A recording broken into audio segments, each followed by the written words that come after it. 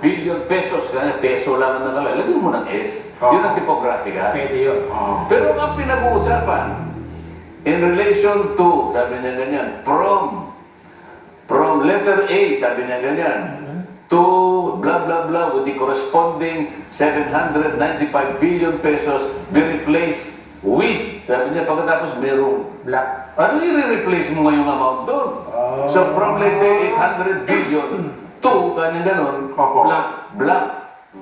Ngayon, ang magiging problema natin ngayon, kung na-ratify yun, ibig sabihin, yun ang magiging basis ng GAA. Bago siya maging isang tunay na enrolled bill, kailangan lagyan yun. Ngayon, sino naglagay yun ang tanong? Yung naglagay na yun, meron ba siyang authority?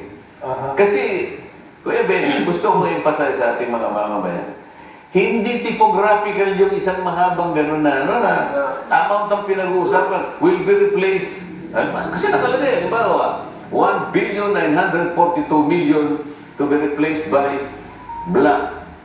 O yan na namang... kahit sino maglalagay ng amount doon. Palagay mo, merong nag-utos sa kanya. Nari, yung technical stuff. Ito, ang ilalagay mo dito, ito napag-usapan na namin sa ganito. Ito yung ilalagay mo dyan. Meron na instruction. Ngayon, hindi alam ng plenaryo.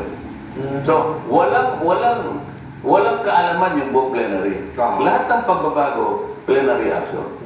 Sino ngayon ang nagpilang nun? Dahil wala kasi ang pwedeng magpalit nun eh. Yung House of Representatives, sapagkat sila yung magpiprint nung GAA.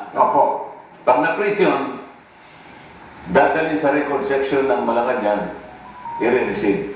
Pagka-receive noon, mula dun sa punto na yun, na-receive na yung final version ng GAB, enrolled bill ang tawag. Naghihintay na ng pagpirma ng Pangulo. Ngayon ang tanong ko, kung hindi sa House, sa DBM, di ba? Pagkatapos pinilapan ng DBM na, binalik sa pinrint ngayon sapagkat pinilapan ng DBM. Hindi ko sinasabing DBM pero dalawa lang ang pwedeng magpalit. Pero sabi ni Dr. merong mga technical working group na sinabdivide para buuin ata computation ang paliwanag nila ko. Yung BICAM compute, di ba? Yung BICAM report sa pamamagitan po nung technical working group, parang tatlong technical working group. Palagay mo na 10 technical working group. 10 na, ano ngayon?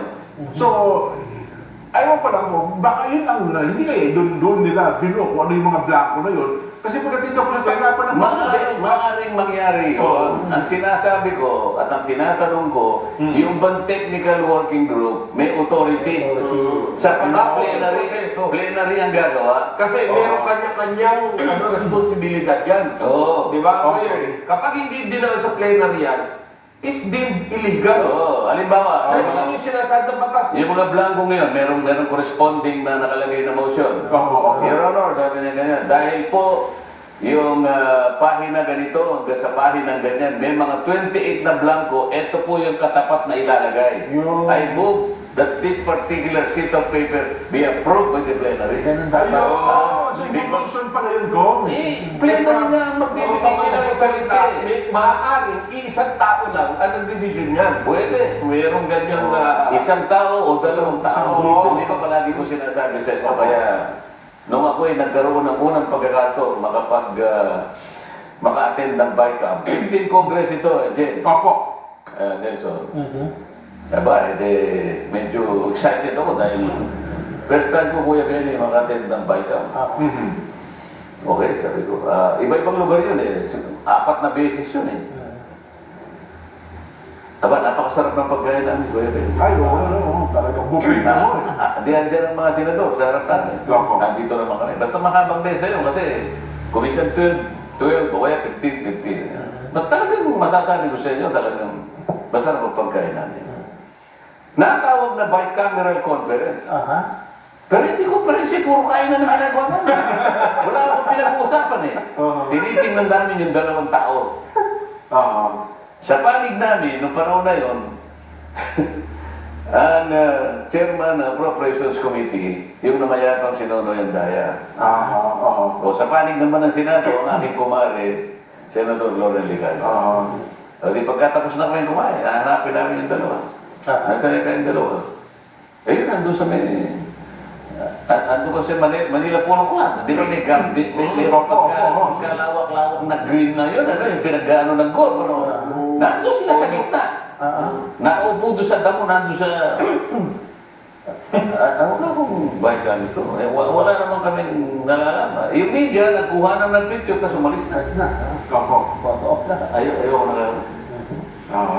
Yung huling bike, hindi na sumama. Pero ano naman dapat na nangyayari sa bike? Ito sila pinag-uusapan namin. Kamukha yung ba, may blanco yun. Isa-isahin yung dapat yung ano. Hindi ba ganun dapat? Tapos pipirma kami. Ilalagay na lang natin sa usaping literal. Opo. Hihimayin nila isa-isa yan. Ganun dapat. Halimbawa, ito yung napag-usapan. May iba blanco po muna natin. Ganito, ganyan. Kasi po ito. Oo nga, pwede ano. Pero teka muna, ganyan, paano ito na, at least pinag-usapan yun. Kapag halimbawa, okay na lahat, pipirma lahat na may blanco, pero merong isang papel doon na ipapasa sa plenary bago magtapos. Kinakailangan ma-approve na plenary. Na ito yung pinag-usapan ng dalawa, yung blanco na yung kinakailangan pilapan. Sa kapatid, meron accompanying seat na yun ang itatakip mo doon sa mga blanco nandun. Wala naman ganun eh. So madaling salita, nagsilbing bulag pa at bingi, yung nasa bikab. Kaya ang gusto kong tanongin doon, itong nakapirma, bakit kayo nakapirma, alam yung blanco yun, wala ba kayong pinag-usapan na kung ano man ang ilalagay nyo dyan, ipa-approve nyo muna sa komite, bago nyo isubmit yung enroll bill. Ang bigat ng binitiwang salita ng Sugar Ate. Kaya niya hindi pinirmahan dahil blanco. Kaya pala meron ilang senador po na talagang sinabing wala silang pirma na pinakita sa na talagang blanco din pirma nila. Alam mo pala, nakita mo pala, ba't di ka nag-object? Yun ang sinasabi ko, objectan mo. Kasi pag nag-object ka, hindi mararatify yan. Ba't di ka mag-object? Ano siya mag-object? In the first place, hindi na nga ako nag-uusap. Kumakain na Hindi, kahit na. Kahit hindi tayo nag-uusap, alang-alang sa kapakanan ng bansa. Mag-object ka. Hindi ko naman siya kailangan kausapin bago ko mag-object. Kaya lang, hindi ako nakapag-object. Wala ako doon eh. So, ibig sabihin ko, kasi, wala rin, hindi naman kami mababat, hindi ba kami matin ng bike ano? So, dapat pa doon, ito na yung bike final na ito, baka mayroon pa kayong tanong dyan, di ba? Usually, ganun gagawin? Dapat nga ganun, sapagkat na komperensya, kumbaga, kami yung representasyon nung 4 na buwan na pagtatalo. Ayun, kasi nga, i-reconcile na lang natin yung conflicting provisions para yung boto namin, yung iisa na lang. Yun ang katwiran doon eh. So lahat ng hindi pagkakaunawaan, ng hindi pagkakaiba doon, bakit sa inyo ganun? Hindi, ganito kasi yan, ganyan. Hanggang sa medyo maayos na, sige, payag na kayo sa ganito. Kasi ito, panangit natin dito talaga, binawasan nyo doon, dito natin lagyan. In other words, ira-rationalize natin yung pinag-iba ng ating version. Ilalatag na maayos. Hindi sa puro blanco na lang yung gano'n. Kailangan naman siguro hindi nila pinag-usapan kung ano ilalagay doon. Bakit nauwi tayo sa 28? Ito yung pinakamabigat eh. Hindi ko naman sinasabing hindi mabigat yung blanco na medyo mahaba. Kasi sa laki ng figure, hindi naman pwedeng konti lang ang blanco mo kasi bilyon eh. Trilyon. Hindi, karaniwan bilyon. Bilyon yung bawat ahensya. Ilang ciphers ang bilyon, Kuya Denny? 3, 6, 9, siyam na 0. Siya. Kasi pagka trilyon, 12 eh, ciphers. Tapos meron ka pang 0.00. Kaya mahaba dapat yung ano. Pero yung sa program appropriation, yung blanco niya, ganun lang. Kalit lang. Konti lang. Alam mo kung bakit? Kasi, sabi niya, the following should be replaced niya from A to, tapos ganun.